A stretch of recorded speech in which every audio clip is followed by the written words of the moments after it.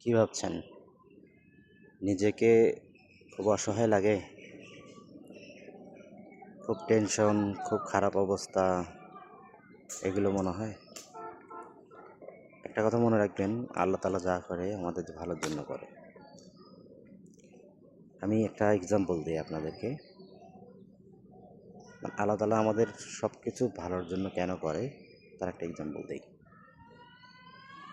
একজন রাজা ছিল, সে একদিন তার কাছের একজন লোককে ডাকলো।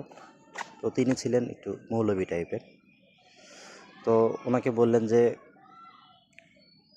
আপনি মাঝে মাঝেই বলেন যে আল্লাহ তাআলা যা করে ভালোর জন্যই করে, এই কথাটা কেন বলেন? তো বললো যে রাজামশাই, আমি এখনও বলছি, সবসময়ই বলি, আল্লাহ তাআলা যা করে ভালোর জন্যই করে। তো বলল, আমার আঙুলটা কেটে গেছে।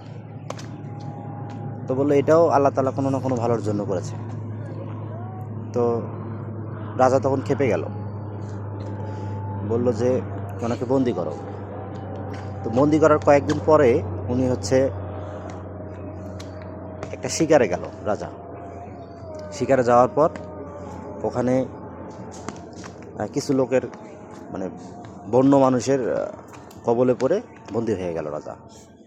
বন্য মানুষদের একটা নিয়ম ছিল যে একটা করে কুরবানি দিতে হবে, একটা মানুষকে কুরবানি দিতে হবে।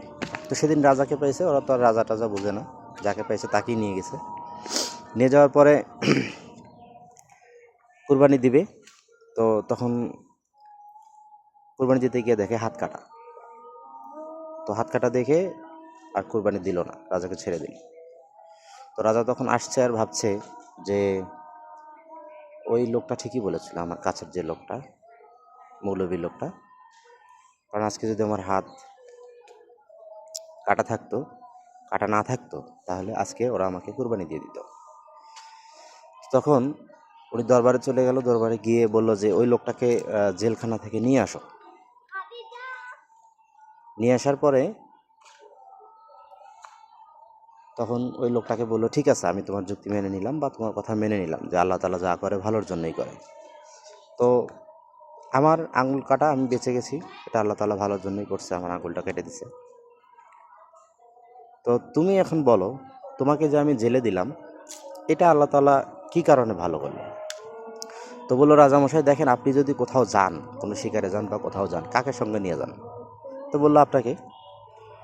বললো যে তাহলে আপনি সহজভাবে একটা জিনিস বুঝে নেন, যে আমি যদি আপনার সঙ্গে থাকতাম, আমার তো আর আঙুল কাটা নেই। তো ওই বন্য মানুষগুলো কিন্তু আপনার বদল আমাকে কুরবানি দিত। তো আমাকে আপনি জেলে ভরছেন, এই কারণে আমি কিন্তু বেঁচে গেলাম।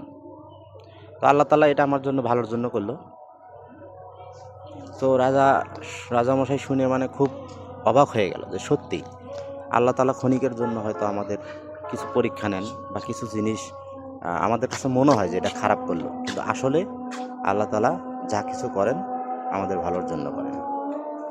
তো আশা করি আপনাদের গল্পটা শিক্ষণীয় হবে বা আপনি বুঝতে পারবেন যে আসলে আল্লাহ তাআলা সব কিছুতেই আমাদের জন্য ভালোর জন্য করেন। হয়তো ক্ষণিকের জন্য আমাদের মনে হয় যে এটা হলো, ওইটা হলো, সেটা হলো, এই জন্য আমাদের মনে হয়, কিন্তু আসলে আল্লাহ তাআলা যা করেন আমাদের সবার মঙ্গলের জন্যই করেন। তো সবাই ভালো থাকবেন। গল্পটি ভালো লাগলে শেয়ার করবেন।